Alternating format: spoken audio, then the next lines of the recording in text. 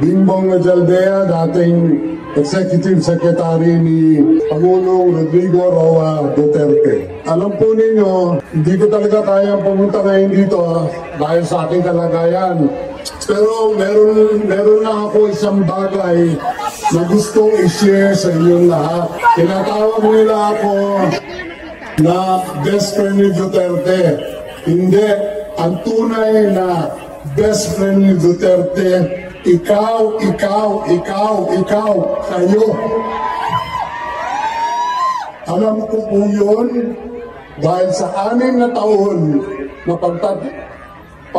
pagsilbi niya bilang Pangulo ng ating bayan, iisa lang ang kanyang kaibigan.